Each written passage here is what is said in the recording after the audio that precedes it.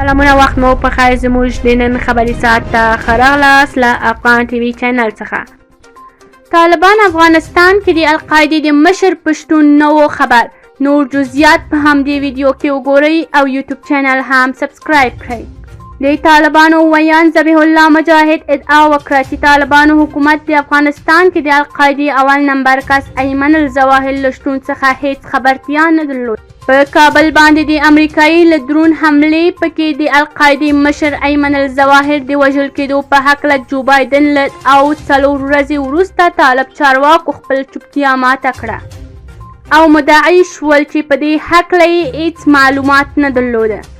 دا په داسې حال کې دی چې امریکایي چارواکي تیره یکشنبې د ایمن الظواهر وژل کېدو ته په اشاره کې سره باوري شوه چې طالبان د القاعدې مشر ته په پناه ورکولو کې او د هغه په کوربتوب سره د دوحې له موافقې سرغړونه کړې ده.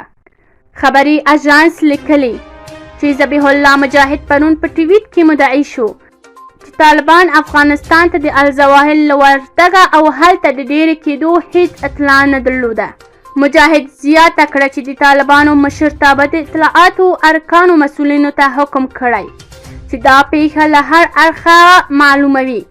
هغه یو ځل بیا ټینګار وکړ چې د افغانستان له خاورې څخه هیڅ نړۍ ته خطر نشته او طالبان د دوحې موافقې مفادو عملي کېدو غوښتونکی دی.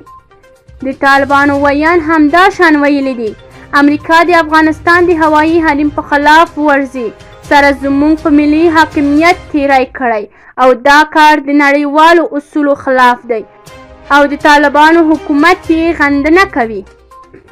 که چیرې زموږ یوټیوب چینل مو نوی لایک او سبسکرایب کړئ نو حتما یې لایک او سبسکرایب کړئ.